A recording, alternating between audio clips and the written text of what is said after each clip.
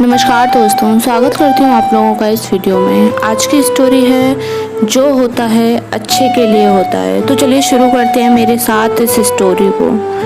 एक बार की बात है, एक राजा तलवारबाजी कर रहा था तो अचानक से उसकी उंगली में कट लग गया। तो पास में खड़े मंत्री अचानक बोल उठे, राजा साहब चिंता ना करें, जो होता है अच्छे के लिए होता है। यह सुनते ही राजा को गुस्सा आ जाता है। राजा उस मंत्री को कारागृह में बंद करने का आदेश दे देता है और बोलता है इसको फांसी पर चढ़ा दिया जाए। यह सुनकर मंत्री घबरा गया। उसने राजा से निवेदन किया, महाराज मैंने आपके यहाँ इतने वर्षों तक काम किया है, क्या आप मेरी अंतिम इच्छा पूरी नहीं करेंगे? राजा बोला, ठीक है, बताओ क्या है तुम्हारी अंतिम इच्छा?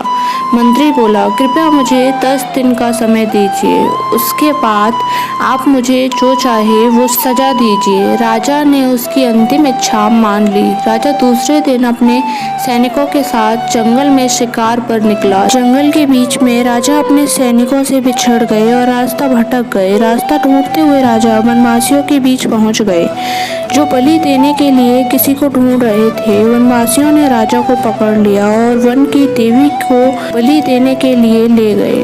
बलि देने के लिए सारी तैयारियां पूरी हो गईं। जैसे ही राजा को बलि देने के स्थान पर ले जाया गया, वहां खड़े बुजुर्ग की नज़र राजा की खंडित उंगली पर पड़ी। उसने आवाज़ लगाई कि ये तो खंडित है, इसकी बलि नहीं दी जा सकती। तो वनवासियों ने राजा को छोड़ दिया। राजा जैसे तैसे वहां से निकला और अपने राज्य पहुंचा। सबसे पहले कारागृह में अपने मंत्री से मिलने पहुंचा। राजा ने मंत्री से कहा, आपने सही कहा था, अगर मेरी उंगली नहीं कटी होती तो मैं जिंदा नहीं होता, यानी जो होता है वो अच्छे के लिए होता है। राजा ने फिर पूछा, मेरा तो फ़ायदा हुआ, लेकिन आपका कैसे फ़ायदा हुआ? मैंने तो आपको सज़ा दी। मंत्री बोला, मैं आपके साथ शिकार पर हमेशा रहता हूँ, उस दिन भी रहता, लेकिन मेरे खंडित नहीं होने के कारण मेरी बलि चढ़ जाती, इसीलिए मेरे साथ भी जो हुआ अच्छा हुआ। राजा खुश हुआ, लेकिन छोटी सी बात पर मंत्री को सजा देने का दुख भी हुआ। इसीलिए राजा ने मंत्री को कारागृह से निकालकर फिर से अपने साथ रख लिया।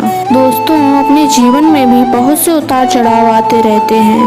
कभी कभी कुछ चीज़ें मन मुताबिक नहीं होती हैं, इस कारण से कभी निराश नहीं होना चाहिए। हमेशा याद रखें, जो होता है अच्छे के लिए होता है। भले ही कुछ अच्छा हो या ना हो, लेकिन उस परिस्थिति के प्रति सकारात्मक नज़रिया रखने से उसका प्रभाव बहुत कम हो जाता है।